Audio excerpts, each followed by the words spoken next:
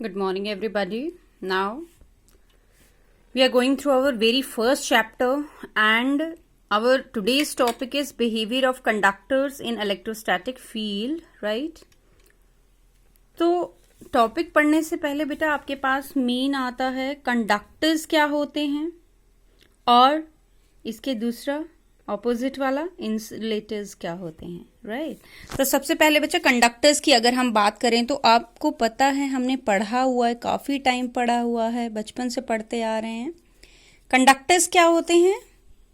These are those substances which allow the electric current to pass through them. ये तो हम बचपन में डेफिनेशन पढ़ा था, ठीक है।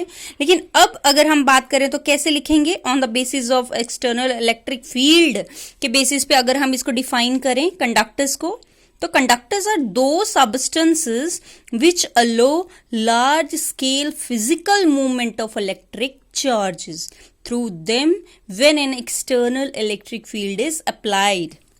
आप लिख सकते हैं, मैं फिर से रिपीट करूंगी। These are those substances which allow the large scale physical movement of electric charges through them when an external electric field is applied. That is, through any substances, when we apply the external field, the uniform electric field, these substances allow the physical movement through them. उनके बीच में जितना भी charge है वो physical movement show कर देता है, चलना स्टार्ट कर देता है, right? This is what your conductor is on the basis of external electric field. उसके बिहाफ पे हमने इसको डिफाइन किया, राइट? तो कंडक्टर्स की एग्जांपल क्या आ जाती है? Silver, best conductor is your silver, then copper, aluminium, ये सारे आ गए इसमें, etcetera, graphite, human body, acids, alkalis, ये सारे के सारे बेटा क्या हैं? कंडक्टर्स हैं। Similarly if I am going to insulators तो क्या आ जाएगा? On the basis of the behaviour in an external electric field के बेसिस पे हम इसको एक्सप्लेन करेंगे। तो इंसुलेटर्स होते हैं, these are those substances which do not aloe the physical movement of electric charges through them when external field is applied. मैं हिंदी में भी बोल रही हूँ। दैट इज, इंसुलेटर ऐसे सबस्टेंसेस होते हैं जिनमें जो चार्ज है, जब उस इंसुलेटर, उस सबस्टेंस को हम एक्सटर्नल फील्ड में रखते हैं तो उसका चार्ज मूव नहीं करता है, वो फिजिकल मूवमेंट शो नहीं करते हैं। These are the insulators, right? And insulators की एग्जाम्पल, सबसे अच्छी एग्जाम्पल तो diamond is one of the example. Other glass, wood, mica, wax, distilled water, ebonite, etc. These are all the insulators, right? तो ये सारे के सारे बच्चे क्या हैं हमारे पास? इंसुलेटर्स हैं। और हमने डेफिनेशन लिखा on the basis of behaviour in an external field, हमने इनको डिफाइन किया है। तो you should write the definition in terms of electrostatic field, in presence of electrostatic field only. But छोटे बच्चों वाली नहीं लिखनी है अभी, राइट? तो चलिए, अब बच्चा कुछ इंसुलेटर्स होते हैं जिनको हम रब करते हैं ना, तो उनके पॉजिटिव नेगेटिव सेपरेट हो जाते हैं, ठीक है? सिर्फ सेपरेट होते हैं और वहां पे आके बाउंड हो जाते हैं, सेपरेट हो जाते हैं बट मूवमेंट फिर, लेकिन करंट नहीं बनाते हैं, ठीक है? उनको हम क्या बोलते हैं? Dielectrics. क्या बोलते हैं उनको हम? Dielectrics. अगर मैं फिर से बोलूं, these are those rubbed insulators. Dielectrics भी इंसुलेटर्स होते हैं बट रब्ड इंसुलेटर्स होते हैं, जब उनको रब करते हैं तो they were able to retain charges placed on them. वो अपने चार्जेस को रिटेन करके रखते हैं, ठीक है? अलग अलग हो गए, पॉजिटिव नेगेटिव सेपरेट हो गए, बट वहीं पे रिटेन रहे, गए नहीं कहीं करंट बनाने के लिए। लेकिन जो रब्ड कंडक्टर्स होते हैं वो रिटेन करके नहीं रखते चार्ज को, उनका चार्ज क्या कर जाता है? फ्लो कर जाता है, इसीलिए उनको नॉन इलेक्ट्रिक्स बोलते हैं। और डाइलेक्ट्रिक्स रब्ड इंसुलेटर से बनता है और नॉन इलेक्ट्रिक्स रब्ड कंडक्टर से बनता है या रब्ड मेटल से बनता है। Clear? These are the dielectric, that is the rubbed insulators. तो रब्ड इंसुलेटर से क्या हो जाता है? उनका पॉजिटिव नेगेटिव सेपरेट हो जाता है, लेकिन रिटेन रहता है सरफेस पे ही, कहीं जाता नहीं है, फ्लो नहीं करता है, ठीक है? ड्रेन अवे नहीं होता है। बट नॉन इलेक्ट्रिक्स होते हैं रब्ड कंडक्टर्स जो ड्रेन आउट हो जाते हैं, वहां पे रिटेन नहीं रहते हैं सरफेस पे। Clear? These are your dielectrics and non dielectrics. अब अच्छा कंडक्टर की बात करें, इसका मतलब है यहाँ पे फ्री चार्ज करियर्स बहुत ज्यादा हैं। जैसे ही हमने एक्सटर्नल फील्ड में रखा, the free charge careers moves and start forming the current, right. But insulator में क्या है, इंसुलेटर में बाउंड चार्ज होता है। उस चार्ज पे जितना मर्जी जोर लगा लो, जितनी स्ट्रॉन्ग इलेक्ट्रिक फील्ड रख लो, वो अपने चार्ज को नहीं जाने देता दूर, राइट। इसीलिए इसमें क्या होता है, बाउंड चार्ज होता है इंसुलेटर्स में, दैट इज बाउंड चार्ज। और ऊपर वाले में क्या होता है, फ्री चार्ज होता है। फ्री चार्ज के कारण ही हम मैक्सिमम जो है कंडक्टिविटी में किसका यूज करते हैं, कंडक्टर्स का यूज करते हैं, ठीक है। चलिए अब हमारे पास आता है आपका टॉपिक। ये तो हमने बिहेवियर ऑफ कंडक्टर, कंडक्टर का एक्सप्लेनेशन थोड़ा बहुत पढ़ा और उसका ऑपोजिट वाले का एक्सटर्नल थोड़ा सा बिहेवियर हमने रीड आउट किया। अब हमारा काम है सिर्फ बिहेवियर ऑफ कंडक्टर्स को पहले स्टडी करना। रब्ड इंसुलेटर्स की बाद में बात करेंगे, जो लास्ट टॉपिक होगा आपका इसी यूनिट का, दैट इज इलेक्ट्रोस्टैटिक का, राइट। चलिए अब कंडक्टर्स में सबसे पहले, दैट इज हम बिहेवियर रीड आउट कर रहे हैं तो इसमें कुछ कुछ पॉइंट्स हैं, स्टेट एंड प्रूव, प्रॉपर्टीज हैं कंडक्टर की, ठीक है। तो कंडक्टर की प्रॉपर्टीज किसमें पढ़नी है हमने, इलेक्ट्रोस्टैटिक फील्ड में पढ़नी है।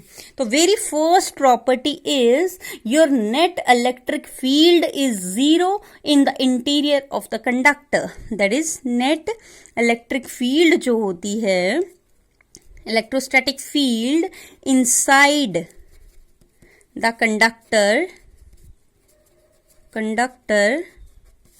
is zero.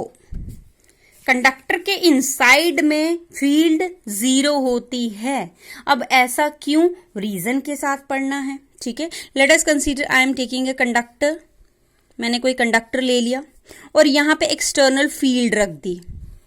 Late it be external field का यहाँ पे क्या है, पॉजिटिव पॉजिटिव है और यहाँ पे क्या है, नेगेटिव नेगेटिव है। तो फील्ड लाइन कहाँ से कहाँ की तरफ जाती हैं, पॉजिटिव से नेगेटिव की तरफ। तो वो हमने यहाँ पे रिप्रेजेंट कर दिया, एक्सटर्नल फील्ड में से हमने रख दिया। अब एक्सटर्नल फील्ड है, इसका मतलब है फोर्स पर यूनिट चार्ज लग रहा है। फील्ड क्या होती है, force per unit charge, free charge. तो फोर्स लगेगी, इसके बीच में जितने भी चार्जेस हैं उन पे फोर्स लगेगी। तो पॉजिटिव वाला बाय इंडक्शन किसको अपनी तरफ खींच लेगा, negative, and on the opposite there will be positive which is attracted towards the negative side of the electric field, right? This is your conductor inside. We have taken a rectangular conductor, right? अब देखो बच्चा, field तो है positive से negative की तरफ, मतलब external field left से राइट की तरफ जा रही है। बट कंडक्टर के अंदर फील्ड कैसी बनी, opposite to the external, that is जो इंड्यूस्ड इलेक्ट्रिक फील्ड हुई, ई इंड्यूस्ड। और कंडक्टर में इतने ज्यादा चार्ज कैरियर्स होते हैं कि तब तक इसमें इंडक्शन होती रहती है जब तक कि एक्सटर्नल फील्ड इंटरनल फील्ड के बराबर नहीं हो जाती। लेकिन क्या है, इक्वल एंड ऑपोजिट। अब इक्वल एंड ऑपोजिट है, ठीक है, तो net field inside comes out to be zero. तो अंदर कितनी फील्ड हो जाएगी, जीरो। क्यों, इक्वल एंड ऑपोजिट है, cancel each other, then the net field will be zero inside the conductor because it has a large number of charge carriers, right? This is your first property. The second one, that is your electric field is always normal to the surface. अगर याद हो तो ये हमने पहले भी किया था, जहां पे हमने पोटेंशियल पढ़ रहे थे वहां पे हमने रीड आउट किया था कि सरफेस के इक्विपोटेंशियल सरफेस के इलेक्ट्रिक फील्ड परपेंडिकुलर होती है या नॉर्मल होती है। यहां पे भी सेम ही पॉइंट है, that is your field inside, यहां अगर लिखें electric field is normal, electric field is normal to the surface of a conductor, surface of a conductor. अब आउटसाइड द कंडक्टर मैं नहीं लिख रही हूं, क्यों, इनसाइड तो जीरो है, ऑब्वियसली ये क्या होगी, आउटसाइड ही होगी, अंदर तो होती नहीं है। देन इलेक्ट्रिक फील्ड कहाँ होगी, बाहर, और हमेशा सरफेस के क्या होगी, वो परपेंडिकुलर होगी, ठीक है। इसका भी एक एग्जांपल अगर हम बोल दें कि जैसे हमने पहले भी रीड आउट किया था जब प्रॉपर्टीज ऑफ इक्विपोटेंशियल सरफेस किया था, कि कोई अगर मैं सरफेस ले लेती हूँ, ठीक है, मैंने बोला इलेक्ट्रिक फील्ड उस सरफेस के हमेशा क्या होती है, परपेंडिकुलर होती है। अगर लेट इट बी, अगर परपेंडिकुलर नहीं है, हम इलेक्ट्रोस्टैटिक पढ़ रहे हैं, रिमेंबर। अगर परपेंडिकुलर नहीं है, let be it is making a certain angle theta with the surface of the conductor. कितना एंगल बना रही है? थीटा। तो इट मीन्स इलेक्ट्रिक फील्ड के दो कंपोनेंट्स हो जाएंगे, कौन सा? E cos theta and one will be E sine theta. अब ई साइन थीटा तो है perpendicular, but E cos theta एक कंपोनेंट आ गया along the surface of the conductor. It means conductor के अंदर जो चार्ज है उसके ऊपर ये कंपोनेंट फोर्स लगाना शुरू कर देगा और वो चार्ज मूवमेंट शो कर देगा और movement of electrons form your current. लेकिन स्टैटिक कंडीशन में करंट नहीं बनता है, क्लियर? इसीलिए ई कॉस थीटा कंपोनेंट क्या होता है? Zero. The only component is E sine theta, that is electric field is always perpendicular to the surface of the conductor outside it, right? This one is your second. Comes to your third property. Third property is the net charge inside the conductor is zero. अंदर conductor के कोई भी charge नहीं बचता है। क्यों? Electric field अंदर zero हो जाती है क्योंकि ई इंड्यूस्ड जब सेट होती है वो एक्सटर्नल के बराबर होती है, जिसकी वजह से अंदर electric field zero.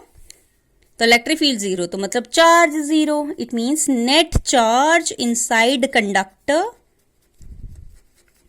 inside it is zero and it resides on, मतलब whole of the charge resides on its surface। कहाँ पे चला जाता है सारा का सारा?